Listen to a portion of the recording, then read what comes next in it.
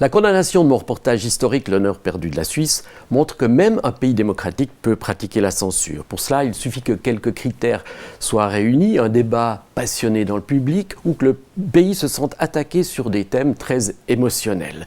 Ces conditions étaient réunies dans le cadre de la crise des fonds juifs en déshérence. Le reportage était basé sur des sources très sérieuses. Il faisait appel aux meilleurs historiens sur la question des rapports de la Suisse avec l'Allemagne pendant la Deuxième Guerre mondiale.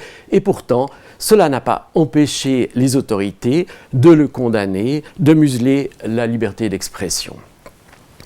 Et au passage, il faut aussi signaler qu'ils ont gravement atteint à ma réputation journalistique puisqu'ils me faisaient passer pour un manipulateur.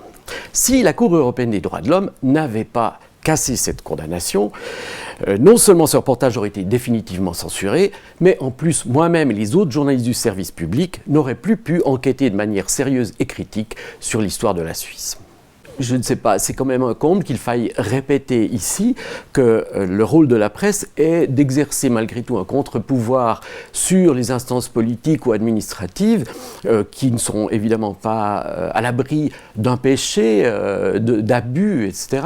Donc empêcher les journalistes d'enquêter sur ces sujets, c'est quelque part priver le peuple d'une information essentielle à son activité démocratique.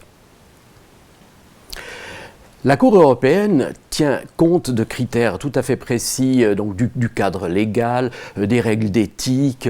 Elle tient compte de tout cela. Elle tient même compte de la proportionnalité de la sanction.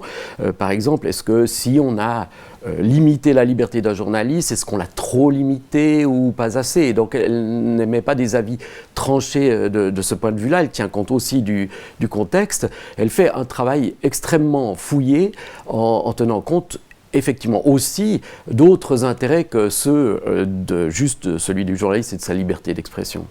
En fait, l'utilité de la Cour européenne des droits de l'homme par rapport à la Suisse, c'est juste de s'assurer que justement quand le contexte est très émotionnel, il y a un regard extérieur qui est capable de resituer les choses dans un contexte, je dirais, plus raisonné et plus raisonnable.